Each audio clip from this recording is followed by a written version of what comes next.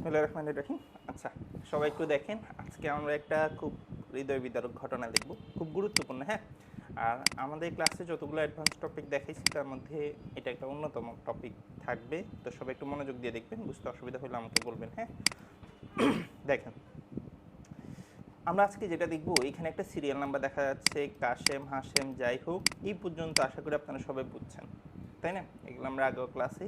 তো আজকে আমরা যেটা দেখাবো, দেখেন, আমি যদি বলি যে কোনো একটা, মানে আমি বোনাস দিতে যাচ্ছি বা ইনসেন্টিভ দিতে যাচ্ছি, আমি চাচ্ছি যে কাদেরকে বোনাস দিব, কোনো এমপ্লয়ি যদি 50%-এর উপরে টার্গেট ফিল আপ করে তাহলে তাকে আমি বোনাস দিব। অলরেডি এই ধরনের জিনিসগুলো কিন্তু আমরা করছিলাম, মনে আছে? কোন ফাংশন দিয়ে জানি করছি?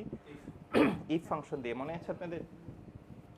ইফ ফাংশন দিয়ে করছিলাম, মনে আছে?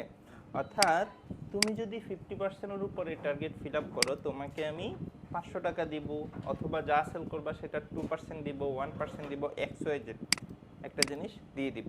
এটা তো আমরা জানি ইফ ফাংশন দিয়ে। হ্যাঁ, কিন্তু যদি ঘটনা এমন হয় যে তুমি 50% টার্গেট ফিল আপ করলে 500 টাকা দিবে, যদি 60% ফিল আপ করে তাহলে তুমি কি দিবে? ধরেন আমরা এমন থাকে না যে একটা জিনিসের উপরে ভিত্তি করে অনেকগুলো থাকে, যে 50% টার্গেট ফিল আপ করলে একটা, 60% ফিল আপ করলে একটা। যেমন আরও সহজ করে বলি, আমরা রেজাল্ট শিট দেখছিলাম না? আমি যদি একটু রেজাল্ট শিটের দিকে যাই, আপনাদেরকে যদি একটু মনে করাই দিই, নিচে কোথাও রেজাল্ট শিট দেখেন কিনা দেখেন তো। ধরেন এই যে এটা আমরা যেটা দেখছিলাম সেটা হচ্ছে, আগে যেটা দেখছিলাম সেটা হচ্ছে কি, 33-এর উপরে পাইলে সে পাস করবে, 33-এর নিচে পাইলে সে কি করবে? তাহলে কয়টা রেজাল্ট হলো? দুইটা রেজাল্ট। কিন্তু এমন যদি হয় রেজাল্ট 2-এর অধিক দেওয়া লাগতে পারে, অর্থাৎ 33-এর উপরে পাইলে সে ডি পাবে, 40-এর উপরে পাইলে সে সি পাবে, 50-এর উপরে পাইলে সে ভি পাবে, তাই না? তার মানে একটা সেলের উপর ভিত্তি করে অনেকগুলো রেজাল্ট দেওয়ার প্রয়োজন পড়তে পারে। ঠিক আছে, তো এই ধরনের জিনিসগুলো কিভাবে করব আজকে আমরা সেটাই দেখবো। হ্যাঁ, তার আগে আমরা একটু ইফ ফাংশনটা একটু দেখিনি। হ্যাঁ, ইফ ফাংশনটা কিভাবে কি করতে হয়। আমি এখানে ক্লিক করলাম, সমান সমান দিচ্ছি, ঠিক আছে? এটা একটু মনোযোগ দিয়ে দেখেন।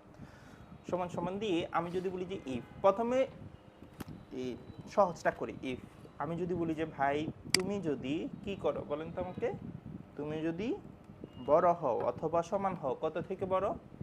50% থেকে বড় অথবা সমান হও, তোমাকে আমি কি দিব? Value if 2। তোমাকে আমি কি দিব? এই ঘটনা যদি সত্যি হয় তাকে আমি 500 টাকা দিতে পারি। ঠিক আছে, আমি বললাম যে ভাইয়া তোমাকে আমি 500 টাকা দিব, আর ভ্যালু ইফ ফলস, যদি ভ্যালুটা মিথ্যা হয় তাহলে তোমাকে আমি কি দিব? তোমাকে আমি 0 দিব। হ্যাঁ, প্রিন্টার দিলাম, দেখেন তো সে কি 500 টাকা পেয়েছে? আবার আমি যদি বলি যে ভাইয়া তুমি তো সেল করতে পারো নাই, তাহলে দেখেন সে কিন্তু 0 টাকা পাইছে, তাই না? এখন উনি যদি আরও বেশি সেল করে, দেখেন আমি কিন্তু 500। এখন এখানে একটা জিনিস আপনাদের কনফিউশন দূর করে, আপনাদের অনেক সময় মনে হতে পারে 100%-এর উপরে কি হয় নাকি? আসলে হয় নাকি? 100%-এর উপরে কিন্তু সেলস কোম্পানিতেও হয়। ধরেন আপনাকে 10,000 টাকা সেলস টার্গেট দিল, আপনি 11,000 টাকা সেল করতে পারেন না? এটা কিন্তু 100%-এর উপরেও চলে যায়। হ্যাঁ, কিছু কিছু জায়গায় কিন্তু যায় না, যেমন রেজাল্ট।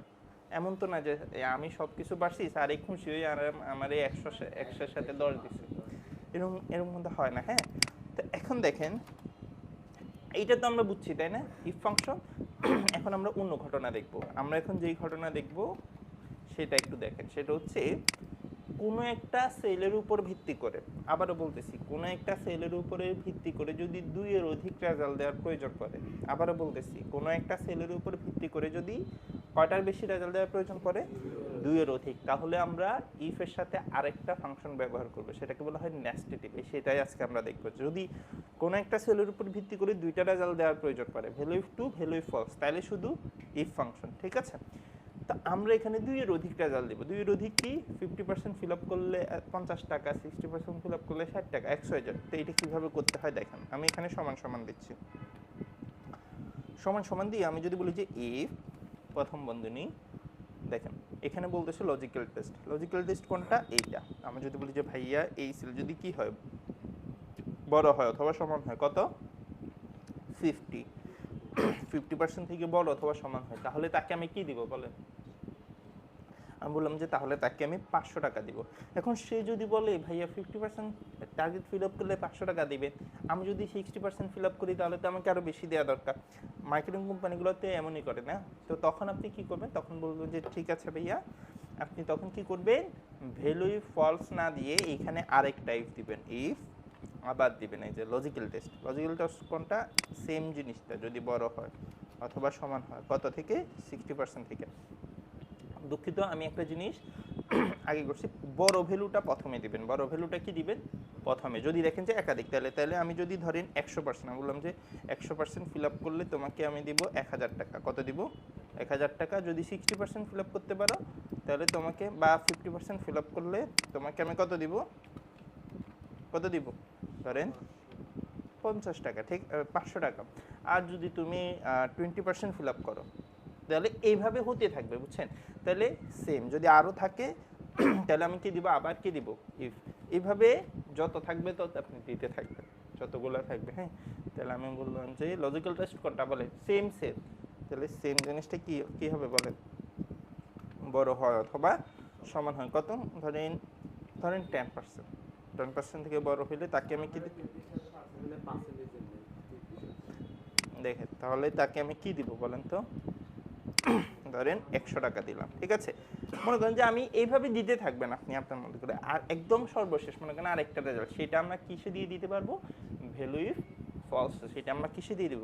Value if false. তাহলে সেটা আমরা যদি 0 দিয়ে দিই, এন্টার দিই, ইয়েস দিই, দেখেন তো সে এখন 500 টাকা পাইছে। কেন বলেন তো? 50%। আমি এটা সহজ করে বোঝার জন্য আমি মনে করি যে টার্গেট দিলাম 100, যাতে আমরা সহজে এটা বাইর করতে পারি। তো ধরেন আমি যদি বলি যে সে 10 টাকা সেল করছে, তাহলে 10% সেল করলে জানি কত দিই? 100 টাকা। আমি যদি বলি যে ভাইয়া তুমি তো 5 টাকা সেল করছো, শূন্য। আমি যদি বলি যে তুমি তো 100 টাকা সেল করছো, ঘটনা কি বুঝছে? চমৎকার না? এভাবে কিন্তু আপনি অনেক কিছু করতে পারবেন। তাহলে রেজাল্ট শিট অনেকটা সেরকম। হ্যাঁ, রেজাল্ট শিট বলেন, রেজাল্ট শিট জাস্ট একটা এক্সাম্পল দিলাম, ঠিক আছে? এইভাবে বিভিন্ন সেলস কোম্পানির শিটগুলো কিন্তু আপনি খুব সহজে তৈরি করতে পারবেন, অর্থাৎ তার পারফরমেন্স অনুযায়ী তাকে বিভিন্নভাবে আপনি ভ্যালু দিতে পারবেন বা রেজাল্ট দিতে পারবেন। এটা নিয়ে কারো কোনো অসুবিধা আছে? কার কোনো সমস্যা আছে? এটা একটা বিষয়। তাহলে আমি এটা কেটে দিচ্ছি। চলেন আমরা আরেকটা ফাংশন দেখি। হ্যাঁ, এটা নিয়ে কারো কোনো অসুবিধা আছে? কার কোনো সমস্যা? আচ্ছা, এবার আমরা আরেকটা জিনিস দেখি।